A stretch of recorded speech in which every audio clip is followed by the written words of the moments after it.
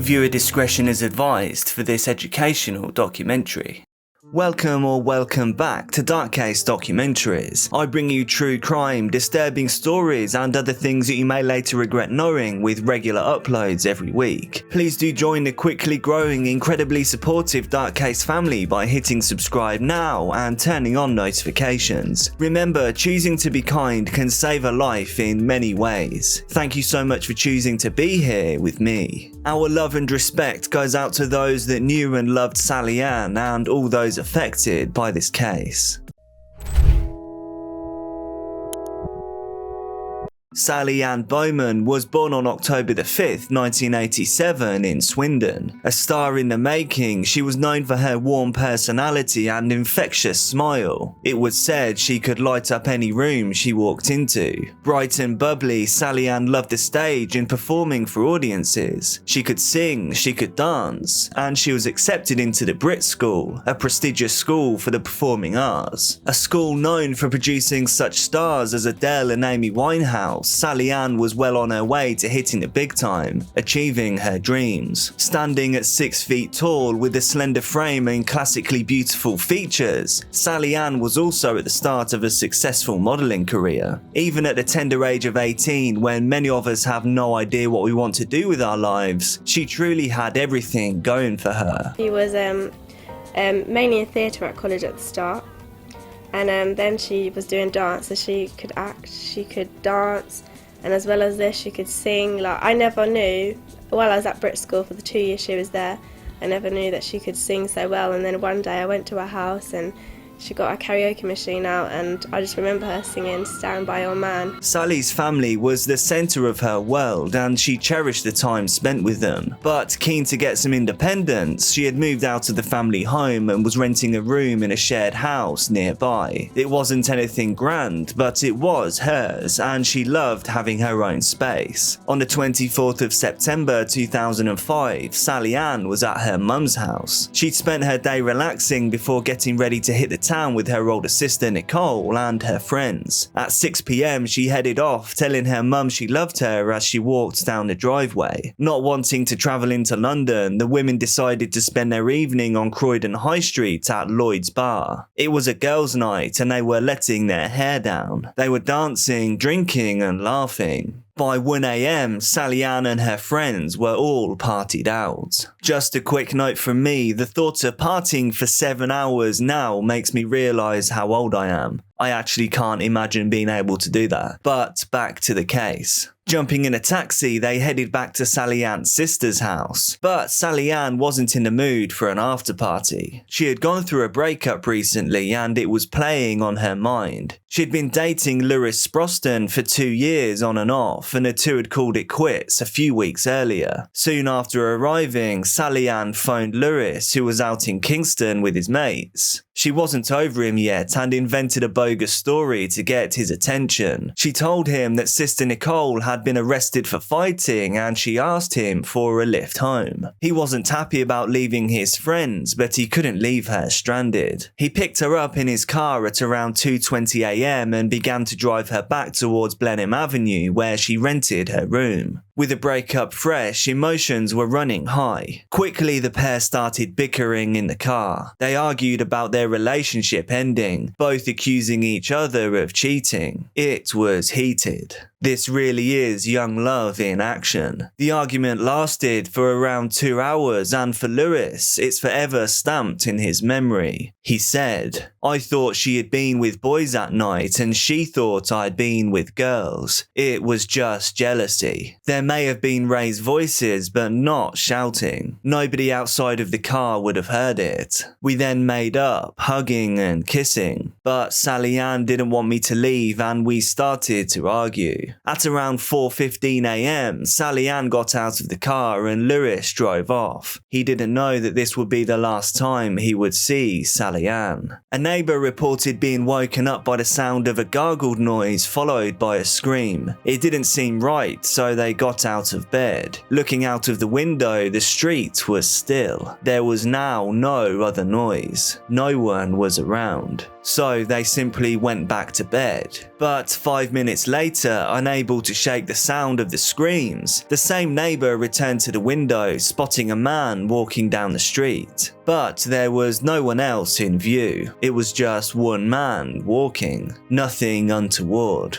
They returned to bed, putting the harrowing noises down to foxes. Foxes are common in London. The next morning at around 6:30 AM, something caught the eye of the same neighbour. Hidden just out of view behind a skip, they saw what looked to be the legs of a mannequin. Getting closer to investigate, they were met with a truly horrific sight. They said about that morning, "I put on my dressing gown and slippers and went across the road. I walked around the left side of the skip. I just felt I knew what I would see. I knelt just as a natural thing and said, 'Oh, poor darling.'" Mother Linda Bowman recalled hearing knocking at her front door. It was still early in the morning. She assumed it was Sally Ann, who must have been locked out. From what I could tell, this wouldn't have been the first time. We've all been there. But in a moment that must have been confusing, but then crushing, she instead was met by 3 police officers. It was then that the officer told her the horrifying news. Sally Ann would not be coming home. Mother Linda remembered screaming, she recalled. "Just screaming, I couldn't believe it. My whole world fell apart." Her youngest daughter had been struck with a sharp implement until she was no longer breathing. Within hours of the investigation being launched, her sister and mother were faced with the terrible ordeal of identifying her body. Speaking about the experience, Mother Linda explained that she thought it was a cruel joke at first, saying, "I remember going into the room and for a split second, I thought it wasn't her because her hair was dark, and I just moved forward and saw her little button nose and freckles and knew that was it." 2 days after Sally Ann had been found, the family made the decision to learn more about what had happened. Stuart Cundy, the senior investigating officer, arrived at Linda's house to talk the family through what they knew so far. When the police were called on the night of the 25th of September, the quiet road was cordoned off. The police moved quickly as this shocking crime rocked the community. All eyes turned to Sally Ann's ex-boyfriend, Lewis. Lewis recounted the last moments he spent with her, saying, "I went to get into the car again, but she didn't want me to, and she grabbed my t-shirt, ripping my chain from my neck. After a couple of minutes, I got back into the car and locked the doors. Sally Ann picked up her handbag and I saw her walking away through the rearview mirror. The last thing I saw of Sally Ann was her entering her front garden." Lewis was arrested on the 26th of September, the following day. He was the last person to have seen her alive, and they had been fighting. His ripped shirt and broken necklace could very well be seen as signs of Sally Ann defending herself. His phone record showed him threatening to spit in her face if she'd been with another man earlier that evening. However, something wasn't quite adding up. There were no witnesses. There was no CCTV. They only had one piece of evidence on their side. The killer had left his DNA.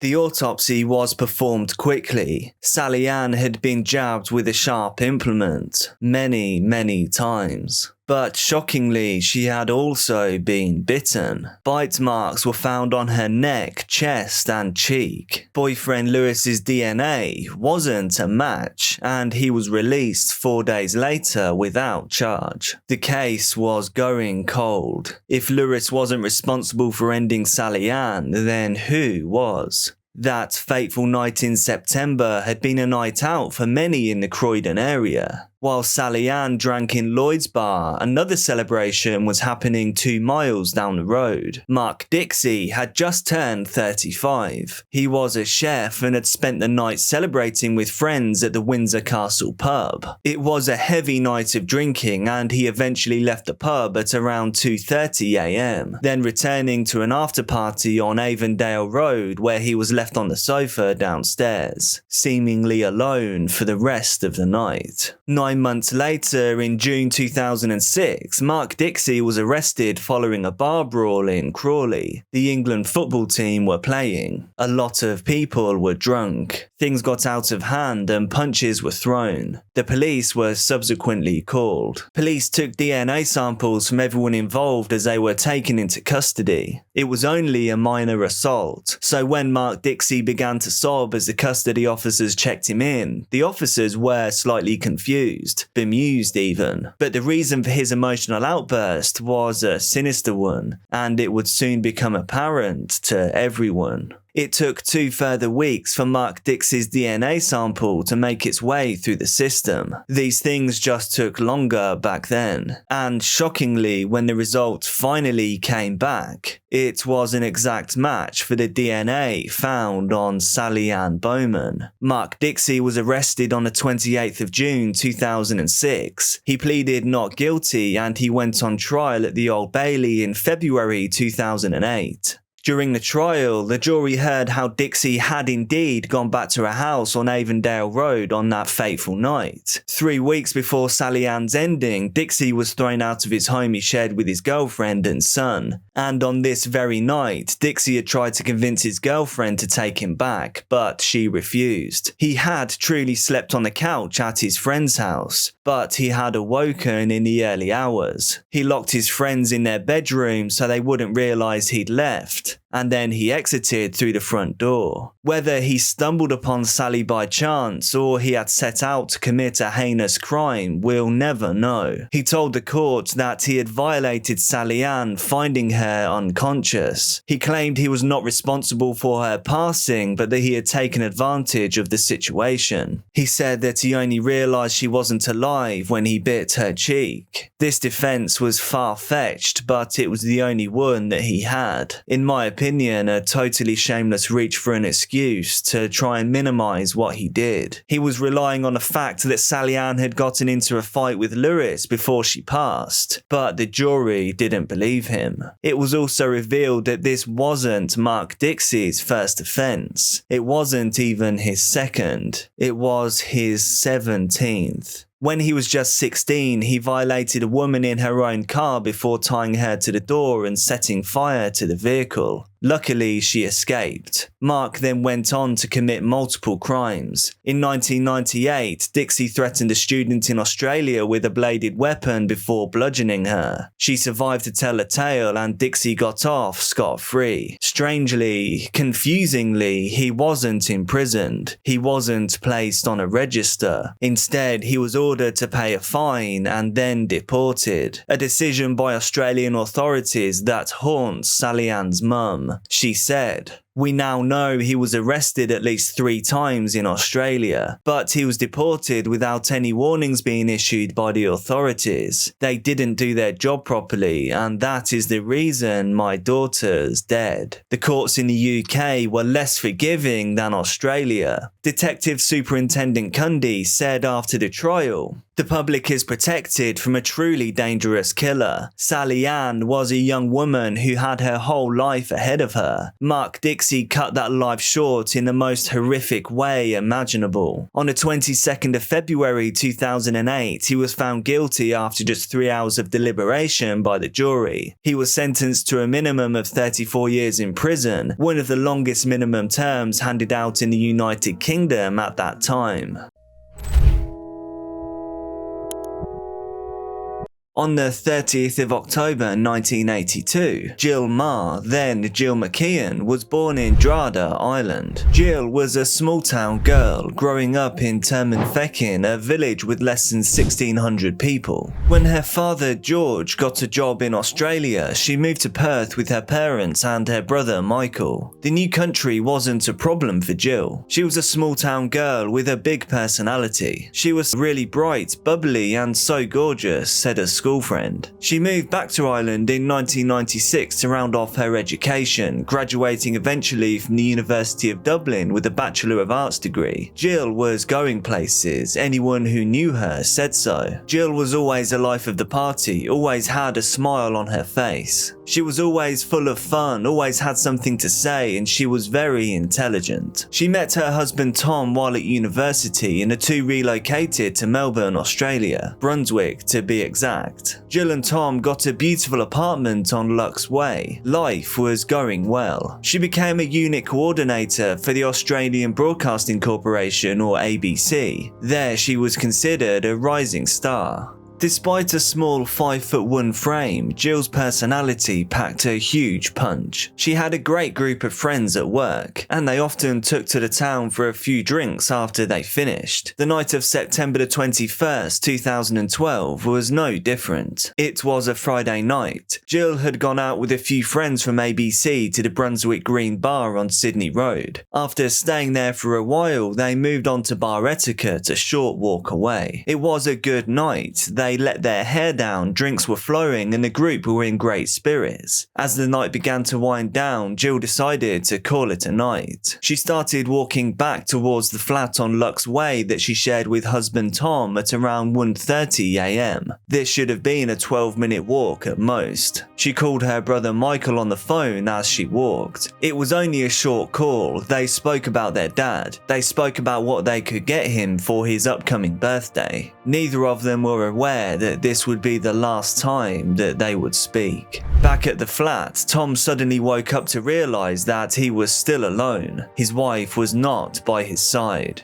Jill hadn't arrived home yet. Checking the time, it was now 4 a.m. And this just wasn't like Jill. Tom went out to search for his wife, but after checking everywhere he could think of and coming up short, he contacted the police. Jill was close to her family, and she was head over heels in love with her husband. She had great relationships with her friends. She wouldn't just stay out all night. Something wasn't right. As the news of her disappearance began to circulate, colleagues from ABC took to Twitter to get the news of her disappearance out. Friends, family and strangers began to put up posters around Brunswick. A Facebook page called Help Find Jill Ma was set up. Within just 5 days of the Facebook page being launched, it had received over 100,000 followers. On the 24th of September, a discovery was made. It was Jill's bag. It was found on Hope Street, just 7 minutes away from her home. After this discovery, the police weren't so sure that they were simply looking for a missing person anymore. To everyone's dismay, the case was handed over to homicide detectives. The very next day, officers had yet another breakthrough. An employee of the Duchess Boutique, a bridal store on Sydney Road, the same road where Jill and her friends had been that night, handed in some CCTV footage. The footage was less than ideal, largely obscured. It was filmed from inside of the shop, but it was still clear enough to change the course of the investigation in one fell swoop.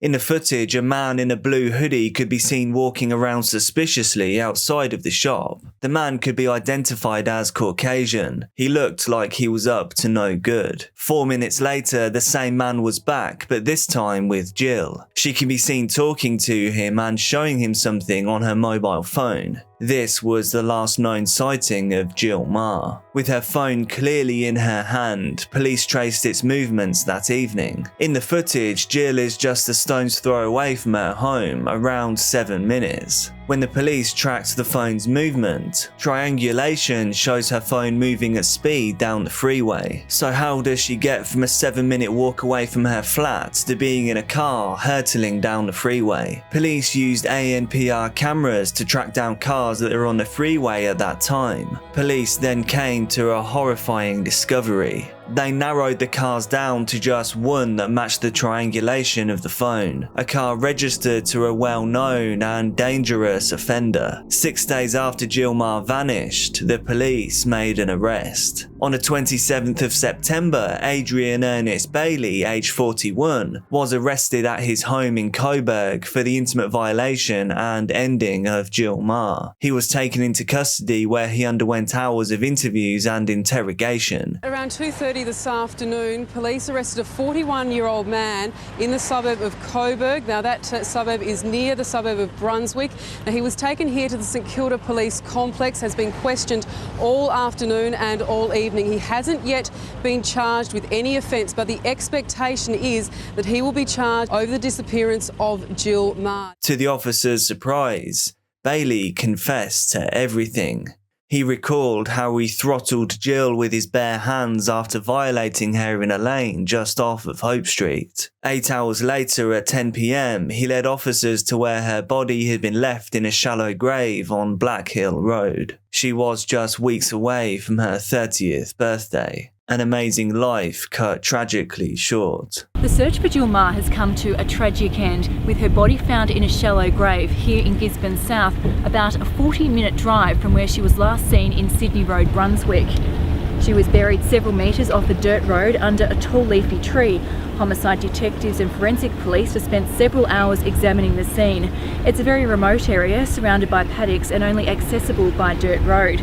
There was another horrifying discovery. Ernest Bailey was on parole when he ended Jill's life. Shockingly, following his arrest, Ernest's solicitor requested a suppression order be in place. This was to ban the publishing of any potentially damaging material about him. The request was granted. The horrifying reasons for the suppression order became quickly apparent. Jill was not Adrian Bailey's first victim. His known crimes date back to 1990, when an 18-year-old Bailey violated a friend of his sister. Just 1 month later, he struck again, attempting to do the same to a girl 1 year younger than himself. 4 months later, he attempted to do it again to another girl he picked up hitchhiking. He was charged and sent to prison in 1991 for these offences, serving just 22 months of a 5-year sentence. He would later admit that he had cheated the system, simply going through the motions of rehabilitation. This man did not want to change.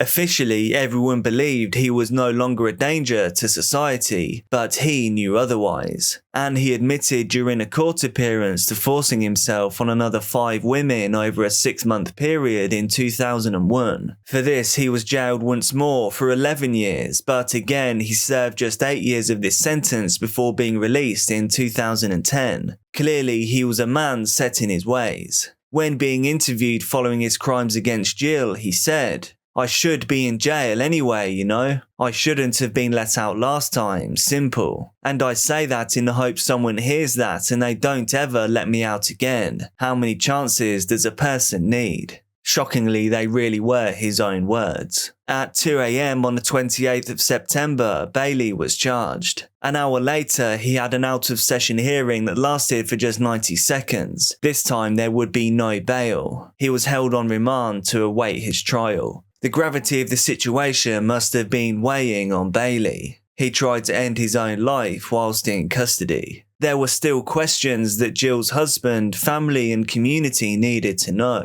Why Jill? Why that night? Why did he carry out these actions in such a savage manner? He told a psychologist, Professor James Ogloff, that he had attempted to kiss and touch Jill outside of the Brunswick Lane bar. She didn't react the way that he wanted her to, or the way that he expected. Jill stepped back and slapped him across the face. But Bailey wasn't used to being told no. Her response had made his blood boil. He was now enraged. He saw red after she had rejected his advances. He dragged her into a nearby lane and forced himself on her. However, Jill was a fighter, and she knew she was just 400 meters from home. After the assault, she hit him with her mobile phone and threatened to call the police. Bailey, however, responded by throttling her until no longer breathing. He was in too deep and panicking. He drove home, collected a shovel, and then returned to the scene of the crime. He dragged her into his car and drove to Gisborne South. Here, he dug a shallow grave and attempted to bury her. When the news broke about everything that had happened to Jill Marr, the community was devastated. Shortly after the body was found, the Australian flag at the ABC South Bank studios was flown at half-mast as a sign of respect. Part of a statement on the ABC website read, "Jill was a much-loved member of the local radio family. She was witty, intelligent, and great company. Jill was an innocent victim, a young, vibrant woman with her whole life in front of her."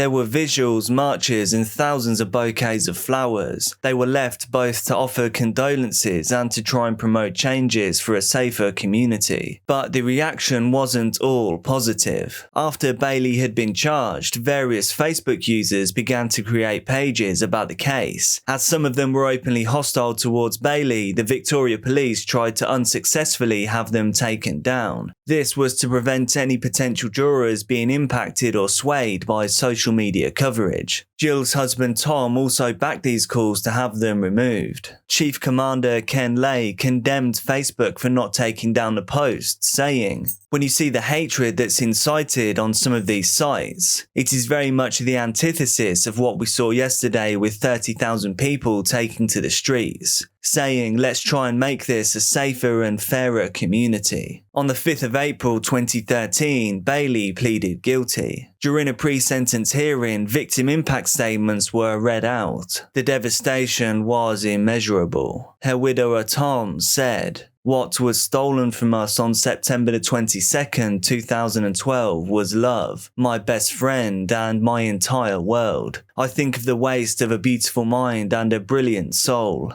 I am half a person because of this crime." During this hearing, Bailey's lawyer said that he understood he deserved a life sentence and that he was remorseful. Prosecutors hit back, arguing that as he attempted to conceal the crime, this proved that he wasn't sorry for his actions. If he was sorry, would he have gone through the troubles of knowingly digging a shallow grave? During this hearing, the suppression order was also lifted, allowing for his extensive history of violence to be revealed. The courtroom at the Victoria Supreme Court was packed out. The public gallery was full. The media was in a full frenzy.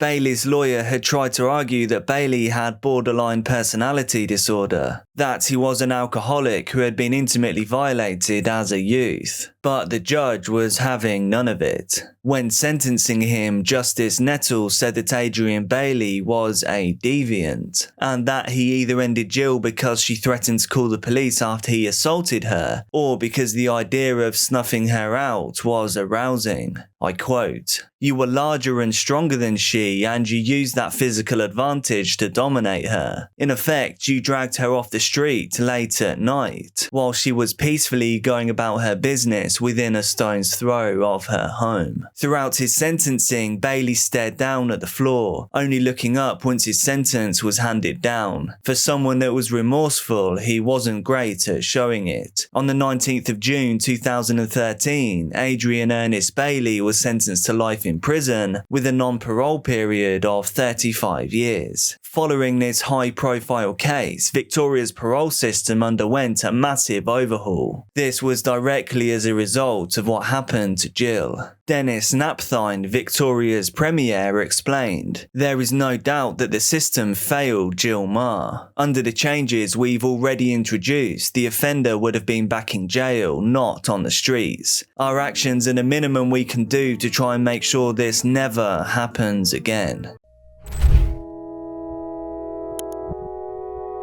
Sabrina Harouni was born on the 27th of October 1997. Growing up in Gilbertsville, Sabrina was known by all for her kind heart and infectious smile. Her older sister Mariam described her as a gem, saying, "She was the heart of the family, she was the baby." But the baby of the family was growing up quickly and she had goals of earning her business degree. Sabrina had big plans for the future. Many of these plans included her boyfriend, Nicholas Foreman, a 23-year-old from Collegeville. She'd been dating Nicholas for around 7 months and she often stayed with him a few times a week at his rented room on Hamilton Road. She hadn't told her family about him yet, not even her sister. This was her little secret. It was the 3rd of February 2020, the day after the Super Bowl. It was a cold day in Pennsylvania. At Pottstown Hospital, an Uber speeds towards the emergency room. In the back of the car, Sabrina Harouni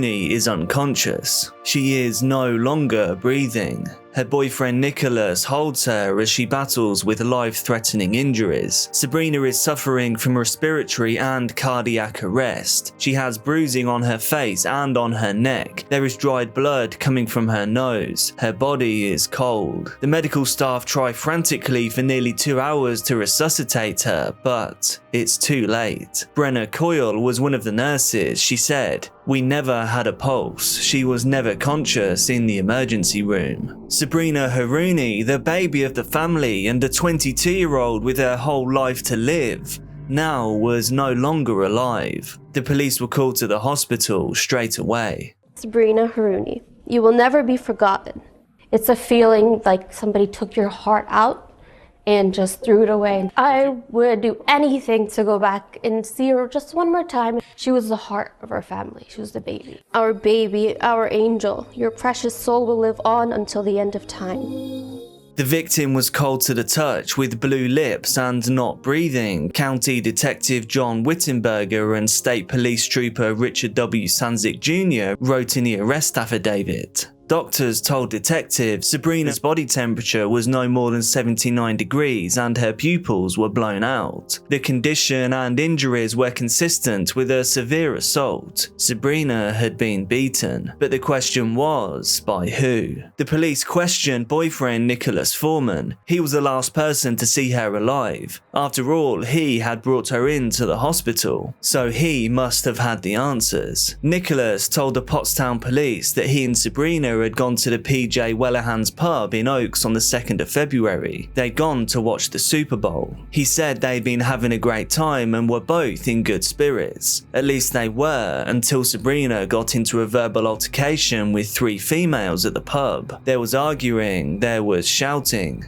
Ultimately, Nicholas and Sabrina left to get an Uber home to his Perkiomen residence on Hamilton Road. But to their dismay, the 3 girls from the pub followed them there. They then jumped Sabrina. It was 3-on-1. Sabrina was badly beaten. Nicholas, though, said he was helpless. He couldn't get involved in the fight as he was already on probation for driving under the influence and resisting arrest. Nicholas also had past charges of disorderly conduct, criminal trespass and harassment in 2014. Therefore, if he got involved, things could get really bad for him. So he just watched on. After the fight with the 3 women was over, he carried Sabrina inside. She was injured, but she was still breathing. He checked on her until he fell asleep. At around 8:45 AM the next morning, Nicholas took an Uber to Limerick District Court. He had a preliminary court hearing for felony illicit substance charges. When he got back, he checked again on Sabrina. He tried to wake her up, but she wasn't coming round. For the second time that morning, he ordered an Uber. This time, he bundled his girlfriend's battered body into the back of the car and headed to the Pottstown Memorial Hospital. It was only a short drive and she was still breathing when they left.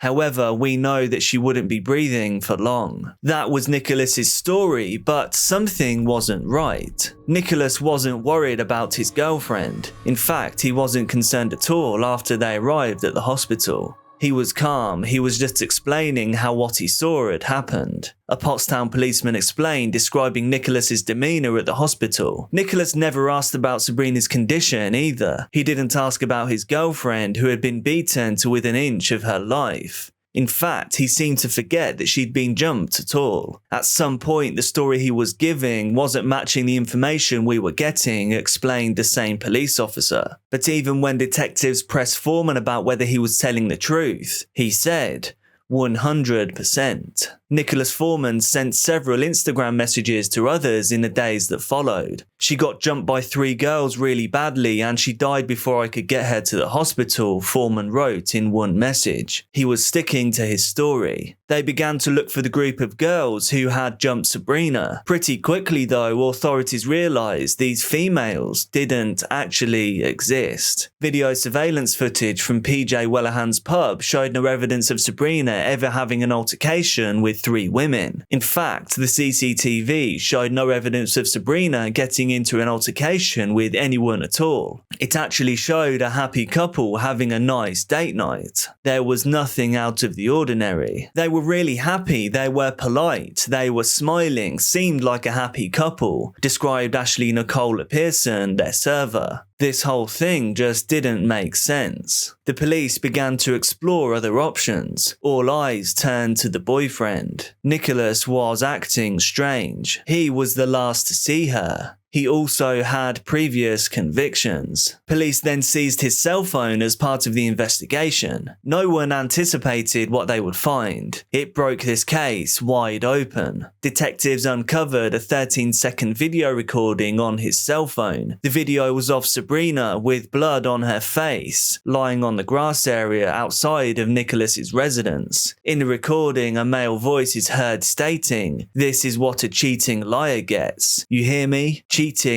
liar." 3 days after Sabrina's death, Nicholas was arrested. On Thursday the 6th of February 2020, he was charged with 1st and 3rd degree murder. Upon arrest, he acted as though he was in disbelief. Continuing to peddle his story about the fight, he angrily told reporters, Didn't do it. Why did you do it? Didn't do it. Who did? 3 girls. Not me. Yeah. This is crazy. But no one believed him. Very quickly, the police had pieced together what really happened on that fateful night. After watching the Super Bowl at PJ Wellaghan's bar, the couple took an Uber home. In the car, Sabrina made a reference to receiving a text message from an ex-boyfriend. It was just a joke, a passing remark, but it irked Nicholas, who became increasingly agitated. Nicholas Foreman was jealous. He was angry. The thought of Sabrina texting an ex-boyfriend to him was completely unbearable. He demanded to see her phone. He wanted to see the text. She just tried to dismiss it. She kept trying to dismiss it, explained the Uber driver. When Sabrina refused, Nicholas told her that she couldn't come home with him until she showed him the phone. Sabrina didn't know how to respond, telling him to cut it out, you're scaring me, as he got angrier and more irate. The Uber arrived at Nicholas's place and the two got out, but Nicholas wasn't ready to let it go just yet. They continued to argue in the driveway. The Uber driver was concerned and hung around. There was yelling in the driveway and maybe a flailing of the arms, and there was arguing going on. I heard the sound of something breaking, the Uber driver explained. Not wanting to leave, he pulled over and waited 10 minutes or so until the shouting stopped. And it did. So the Uber driver left. But for Sabrina, the nightmare was only just beginning. After the argument, Nicholas Foreman attacked Sabrina. It wasn't a group of women, she was jumped by her own boyfriend. A witness named Brady Reese said that he had seen Sabrina stumbling and appearing to say help, but Nicholas insisted that she was just drunk. He said Sabrina gave a thumbs up and the two walked away. Nicholas continued a sustained attack before ending her life as she lay helpless on the grass. The autopsy determined that Sabrina passed from asphyxia, strangulation, and multiple blunt force injuries. As she lay motionless, he used his cell phone to take the video that was key to his arrest. He then dragged her body into his home, leaving marks across the yard. Her bracelet, plastic beaded letters that spelt out Sabrina, was found in the yard. The evidence was damning. Nicholas's vital fluids was found on Sabrina's denim jacket and Sabrina's was found on his. He didn't cover his tracks, not at all. In fact, in an act that showed his coldness and contempt for Sabrina, after dragging her inside, Nicholas went outside and sat in the car of an ex-girlfriend. Meanwhile, Sabrina Harouni fought for her life just meters away inside his home. If she had received medical attention straight away, there is a chance that she may have survived. But instead of taking her to the hospital, he sat with another woman for an hour. They talked, they kissed. Nicholas posted on Snapchat. He then went inside and went to sleep. He seemingly never even considered getting help for Sabrina. I had never heard of his name until we heard that he was arrested. It's just sad, man, you know, that a young kid like that, and you know, so brutal. It's like, why? On the 19th of August 2021, Nicholas Foreman went on trial at Montgomery County Court. He was tried for first and third degree murder. First degree, which was intentional, carries a sentence of life imprisonment. Third degree, which is an attack without intent, is 20 to 40 years in prison. The prosecutors argued that Nicholas had many chances to get help for Sabrina, but didn't. This is a specific intent to kill in this case because he did not seek medical treatment for her. Instead, he hid her away so nobody could help her. The words of DA Kevin Steele, and he continued, "Each of these acts that put her in that condition is a deliberate act. Hitting, compression, choking, all deliberate actions." Sabrina's not here to tell us the truth. And they're taking what this monster said and spreading it. And I just ask for respect of Sabrina. She was an angel on earth, and now she's an angel for us, watching over us. Your light will never be dimmed until we meet again. Defense lawyer Michael A. John sought a mistrial due to emotional outbursts in court. As the key cell phone footage was played in the court, Sabrina's mother, Rabia, had shouted, "How could you do that to my baby?" But the mistrial was denied by Judge William R. Carpenter. The judge simply cautioned jurors not to let their emotions or sympathy impact their deliberations. But they didn't need their emotions or sympathy to make the right decision. The evidence here said it all. The jury took just 90 minutes to come to a decision. They found him guilty of first-degree murder. He asked to be sentenced immediately. On August the 19th, 2021, Nicholas Foreman was sentenced to life in prison. For some, love doesn't come easy. For others, it may just take a few tries. For the rare few like Nathan and Denise Lee, they found love at first try, at first sight. Denise was born Denise Amber Goff on August 6, 1986, to Sergeant Rick Goff of the Charlotte County Sheriff's Office and his wife, Sue. Nathan and Denise met during their senior year of high school at Lemon Bay High in Englewood, Florida. Denise, an introvert by all accounts, was quiet but extremely smart. She was the ideal student. Nathan the opposite, a loud, outgoing jock. The two had their first date about 3 weeks before Valentine's Day 2004, and as a gift that I imagine was quite awkward but also very sweet nonetheless, Nathan had bought Denise a $40 heart-shaped ring. For Denise, it was not the price but the intention. The two began a whirlwind romance. They graduated that year, Denise with honours, and roughly a year after they got married. Before long, Denise was pregnant. Foregoing a college degree, she decided to raise their new child, Noah. Soon enough, another new life would follow, this time named Adam. When the economy collapsed across the nation around 2008, the couple moved to Northport for affordable housing, and they felt that they now had it all. Northport had originally functioned as a subsidiary of the city of Charlotte.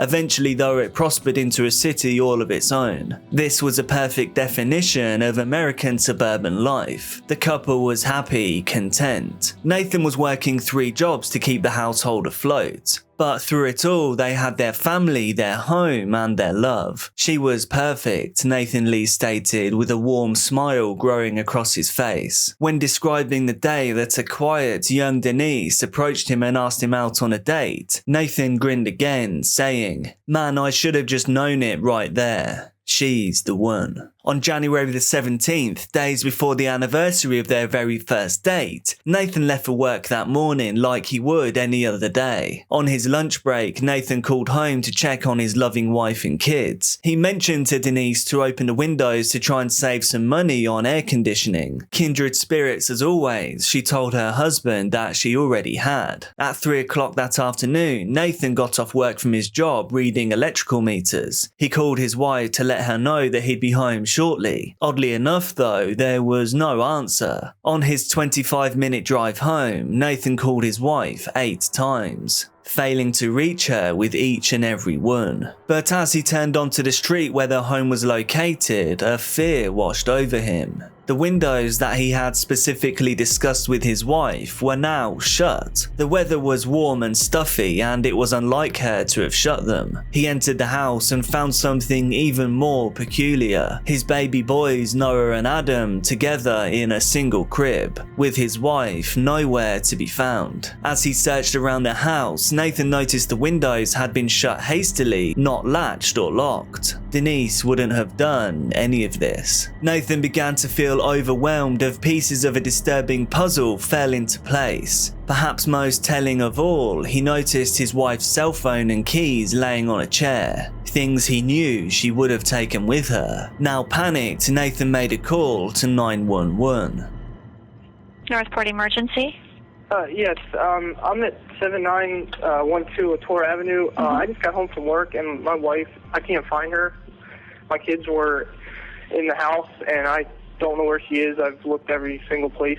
When operators confirmed they would dispatch a unit, Nathan hung up. He then immediately called Denise's father, Detective Rick Goff, to inform him that his daughter was missing. Sergeant Goff sprang into action, his worst fears now recognized. He called his superiors and enlisted their support. He knew firsthand that missing persons cases reported by spouses can be dismissed until it's too late. Meanwhile, Detective Chris Morales of the Northport Police Department had responded to the missing persons call concerning Denise. His initial inquiry at the home hadn't turned up much. In fact, nothing seemed out of place at all. That is, except for the absence of Denise Amber Lee. At the behest of her father, law enforcement began to canvass the neighborhood, and soon after, if nothing else, they now had a lead to follow. Shortly before Nathan ended his workday, Jennifer Eckhart, a neighbor of the Lees, noticed a green Camaro creeping up and down the street repeatedly. She walked outside, wondering if perhaps a person in the car was lost. She then watched the car pull into the Lees' driveway. Roughly 10 minutes later, she watched the car leave the residence, though she did not see Denise in the car.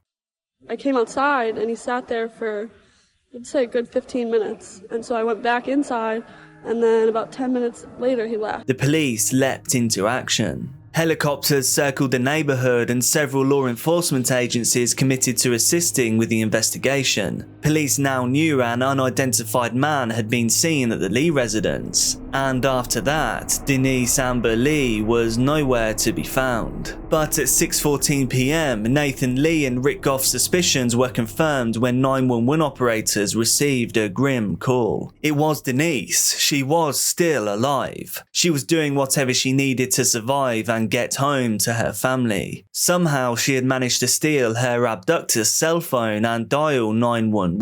This is an excerpt of that call. 911. I'm sorry, I just want to go.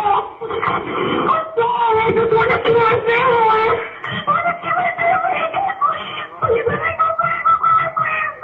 Help me.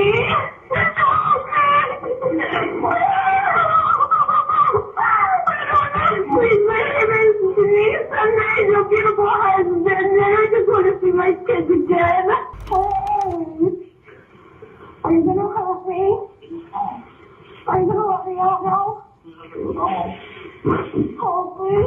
Over the course of the 7-minute phone call, Denise hid the phone from the captor, all while answering the dispatcher's questions by pretending to have a conversation with the man. Just a note from me, I think Denise showed incredible composure and resolve here. We can only hope that we would have a fraction of the strength and calm that she showed should we ever find ourselves in a situation like this. But back to the case. Suddenly, the line went dead. Frustratingly, law enforcement had not been able to trace the call. The phone that was used was just a cheap model. This means it did not have the required GPS equipment that police would use for precise tracking. All that they could confirm was that the phone was still in Northport, and the name of the man that the phone was registered to. He was Michael Lee King. King was 36 years old, originally from Michigan. As a child, he was identified as a special education student. and by the age of 8, he could not write all the letters of the alphabet. That being said, for the most part, King had a successful career as a plumber and was a dedicated husband and father. King had recently returned to Northport from Michigan in an attempt to redeem a house he owned from foreclosure. At this time, he was unemployed. 2 minutes after 911 operators had been disconnected from Denise Amber Lee, they received another call, this time from a relative of Michael Lee King. Sabrina Muxlow, the daughter of King's cousin, Harold Muxlow, had called to report some suspicious circumstances concerning King. She told them that King had shown up at her father's house between 5:30 and 6 p.m. He was looking to borrow a flashlight, a gas can, and a shovel, telling the elder Muxlow he had gotten his lawnmower stuck whilst mowing his lawn. Thinking nothing of it, Harold rounded up the items King had asked for and handed them over. He was walking back to his home from the front yard when he heard a female voice yell, "Call the cops." A voice now believed to be Denise Amber Lee from inside the car. Harold Muxlow turned about and began to walk towards King's car, which was parked on the side of the road. He asked his cousin what he was doing, and King lifted his head from beside the passenger side and replied, "Nothing, don't worry about it." He began to walk back to the house once again, but after giving one last glance back, saw his cousin climbing over the center console, then pushing down the head of someone with shoulder-length hair in the back seat. Something clearly wasn't right, so Muxlow drove to King's home. But King wasn't there, and neither was a lawnmower he had claimed was stuck. Harold Muxlow then called 911 and reported anonymously that a green Camaro may have someone trapped against their will. 911, what's the location of your emergency? I'm not sure exactly what the emergency is exactly, but I think there's somebody that's been working without their, don't want to be where they need to be. Uh-huh. And they're in a 95 green Camaro from Northport somewhere. Okay, and how do you know this? I know. But when he told his daughter about the strange incident, she knew that she too had to report King to the authorities. And the girl came got out of the car, and my dad's cousin went and put her back in the car when she got out. Okay, where's your dad's house? It's in Northport. Where would he be going with this female? He came over to my dad's house, borrowed a shovel, a gas tank, and something else.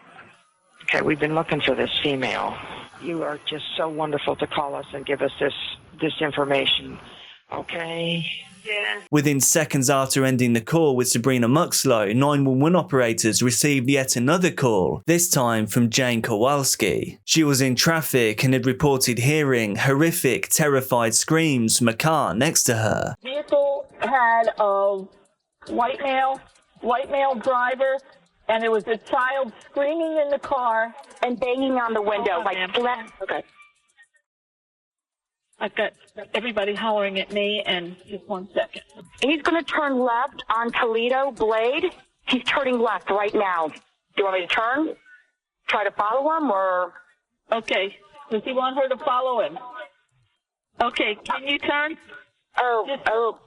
He just turned on Toledo Blade. I don't know if I can catch up. There's a bunch of traffic and I can't get over. The car was a Camaro. However, now in the dark, she described it as being blue or even black. She watched the driver push something down in the back seat, and as he did, a hand rose up from the back seat, pounding on the window. Kowalski attempted to hold back in the traffic in an effort to read the license plate of the car. However, the driver of the Camaro had refused to pull ahead of her. Eventually, it pulled off into a different street. The call had been made from Kowalski's cell phone just outside of the Sarasota County line. This frustratingly meant the call had been routed to the 911 center in Charlotte County. In a moment of error, it was not instantly made available to authorities investigating the abduction of Denise Amber Lee. A costly mistake. At 6:42 p.m, police reached the residence of Michael Lee King, unaware due to the error in the routing of the call that he had just been sighted over the county line. Inside his home, they found duct tape, more specifically duct tape with long brown hair stuck to it. Long brown hair just like Denise had. But they did not find either Denise or her captor. But then came a break in the investigation. At 9:16 p.m, now 7 hours after the initial sighting of King's Green Camaro in the Lee family driveway, State Trooper Edward Pope noticed a car matching the description pulling onto the I-75. He stopped the vehicle and drew his weapon, ordering the driver from the car. 4 times the driver ignored him, refused until finally Trooper Pope threatened to fire into the vehicle. Finally, a man emerged from the car. It was Michael Lee King. The suspect was wet from the waist down and covered in mud. His cell phone had the battery and SIM card removed, and a muddy shovel and a heart-shaped ring were found in the back seat. The heart-shaped ring.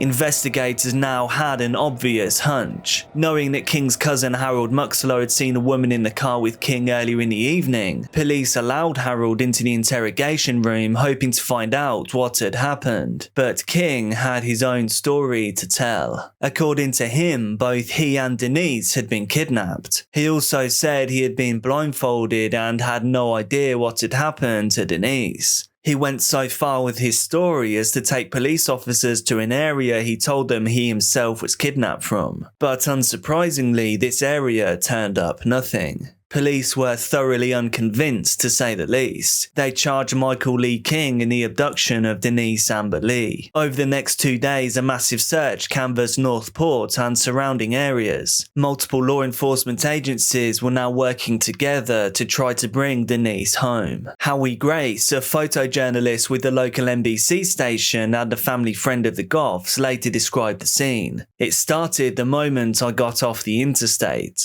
They were visually searching with flashlights in the cars and stopping everybody or anybody who looked suspicious, he said. Rick Goff himself said they came out of the woodwork to help him and his family. We're hoping she's alive.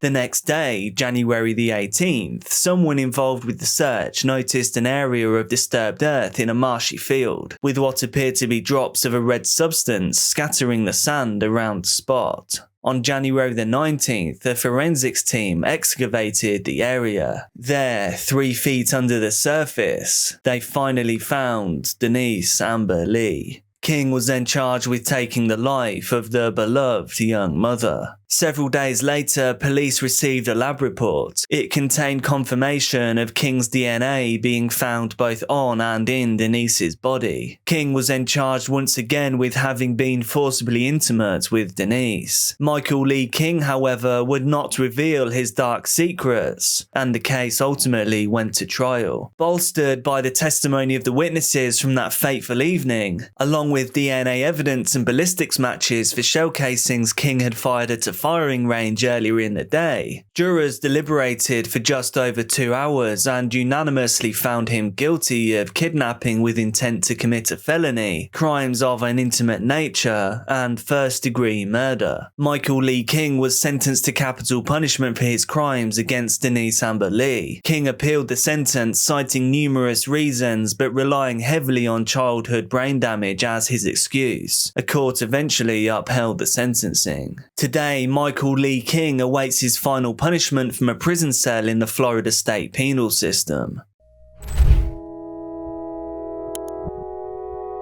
Megan Newton was a shining star in her community in Stoke-on-Trent in the West Midlands. At just 18 years old, she had already accomplished more than many in her lifetime. With an unwavering dedication to academics, sport, and the community as a whole, she was also a well-rounded football player who stood out from the crowd. Her coach at Stoke Town Ladies said, "She loved life and she was a ball of energy, a force to be reckoned with." And a force she was. Her dreams were big, but she was determined to make them a reality. With her ambitious spirit and love for football, she dreamed about securing a scholarship to go and study in the United States. Her dream was to be the first of her family to go to university, and she intended to pursue a career in sports therapy. She had a genuine hunger for football coaching. She coached the Norton Wanderers under-7 side, and she was getting ready to undertake a Football Association coaching course. By all accounts, it seemed that Megan was well on her way to achieving her goals and ambitions. She was on course to leave a lasting impression on the world.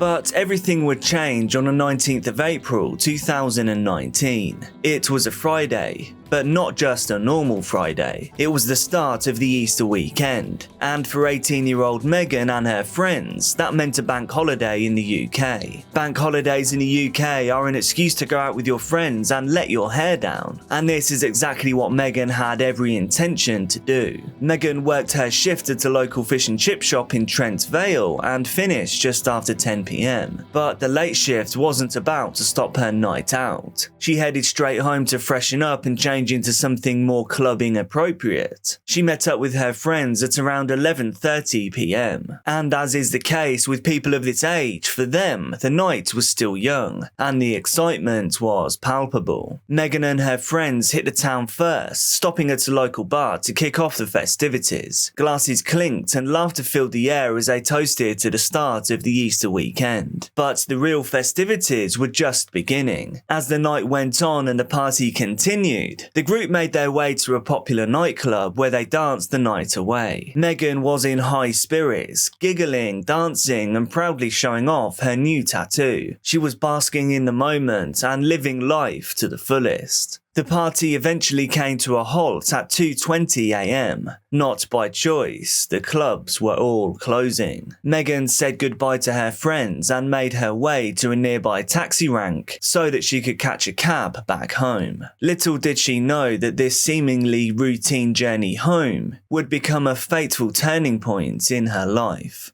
When Megan got to the taxi rank, there was already a long queue as other partygoers all seemed to have the same idea as her. Everyone just wanted to get home. Knowing that her wait would be a long one, she braced herself for a tedious wait while standing in line. Waiting for a ride, Megan ran into Joseph Trevor, an old friend from school. Well, friend was a stretch, more like acquaintance. They saw each other out and about on nights out and would say hello. Their shared love for football often sparked conversation between the two. Joe, as he was more commonly known, also seemed to have a bright future ahead of him. He was a semi-professional footballer. He was the son of 2 police officers, and although his parents were strict, he had a normal upbringing and grew up in one of the most affluent parts of Stoke-on-Trent. He was in the process of studying for his A-levels, and he had already secured a scholarship to study at an American university. But it seems that, despite his promising future, his path was far from certain. Unlike Megan, he appeared to lack the drive and determination needed to succeed. He wasn't really willing to make the sacrifices needed to reach the very top. Despite his relatively comfortable life, he was prone to getting into trouble at school, and his illicit substance use was a constant source of concern. In fact, while standing in line with Megan that evening, he told her of the disastrous night that he'd had. He said that he was at the same nightclub as Megan and her friends, but he had been focusing on drinking excessively and indulging in illicit substances. It was at this nightclub that a bouncer caught him with a bag of ketamine, and this then resulted in a run-in with the police. Joe, however, was let off with a warning. He told Megan the last thing he wanted was to face his police officer parents at home while still under the influence. He told Megan that he was already in trouble with the police, and he didn't want to go home intoxicated and get into any more trouble with his parents. Desperate for a place to stay until he sobered up, Megan handed him her phone so that he could call some friends and find someone to help him out. However, none of his friends answered his calls. It seemed that Joe was now in a bit of a pickle. In a moment of compassion, she offered her couch as a refuge for the night, and Joe gratefully accepted. Little did she know that this act of kindness would spark a chain of events that would change everything.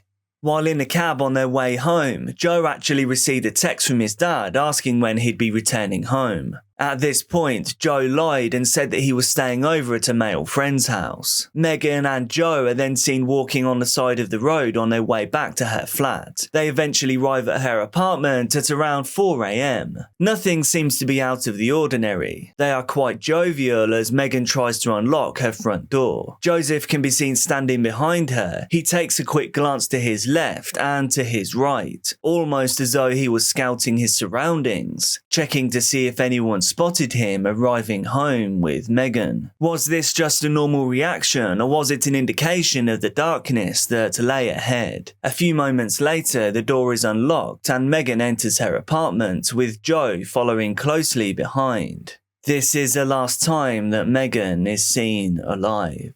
On the morning of the 20th of April 2020, another resident at Megan's apartment building made a gruesome discovery. Whilst taking out the trash, they found Megan's apartment key and fob, stained with a reddy brown substance. In their building, you couldn't get in or out without a fob. If Megan's fob was in the trash, where was she? Alarmed by the sight, they raced to Megan's door. They pounded at it with urgency, desperate for a response. When the neighbours heard nothing back, they used the stained keys to gain access to the flat.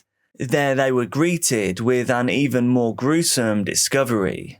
The apartment was eerily quiet. In Megan's bedroom, they were confronted with an horrific image. She lay lifeless and unclothed on her bed. The multiple visible wounds suggested this wasn't an accident. Someone had ended the life of Megan Newton.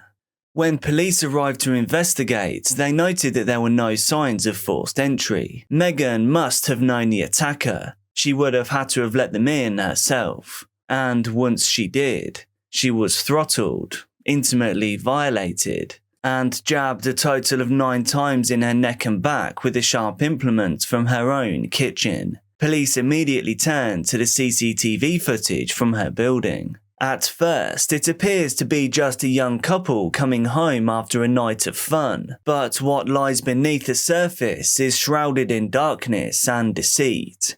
As she fumbles her key and gleefully makes her way into her flat, she's closely followed by Joseph Trevor. Their mood appears to be happy and nothing is out of the ordinary. The two are seen entering the apartment shortly after 4 a.m. And then, less than 90 minutes later, Joseph is seen leaving the flat again. But this time, he's alone. His demeanour is calm and he appears relaxed. He's then seen exiting her apartment building and strolling through the parking lot. He goes to the nearby bins where he discards Megan's apartment key before leaving her complex. Footage from a nearby camera captures Joseph as he's walking down the street. At some point, he turns his hand to look at it, and the camera captures him with blood on his hand. Joseph here was quite literally caught red-handed. Joseph Trevor walked for another 15 minutes towards a bridge over the A500. This is a major dual carriageway in Stoke. Here he sits down at the edge of the bridge with his feet hanging over the road below. We can only guess the thoughts running through his head at this time. Was he reliving the last hour? Was he thinking about what had occurred within those 4 walls?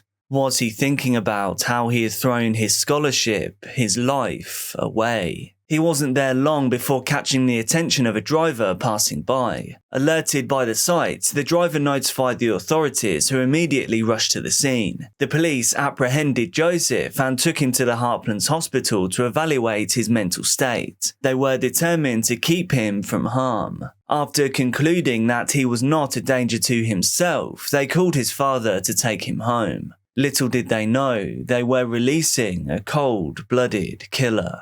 After reviewing the CCTV footage, police rushed to Joseph's home and brought him in for questioning. The evidence was already, frankly, damning. They just needed a confession. But that wasn't what they got. Joseph admitted to the police that he had been with Megan the previous evening, and he told them that they were consensually intimate before his memory went blank. He said that he didn't remember what happened after their relations, but that he was 100% certain that he hadn't attacked Megan. He wasn't a killer, he knew that much. But CCTV suggested otherwise. The police arrested Joseph Trevor for the killing of Megan Newton on the same day. Despite the mountain of evidence against him, Joseph Trevor remained steadfast in his claim of innocence. He intended to plead not guilty, forcing Megan's grieving parents to endure a full trial and prolong their suffering.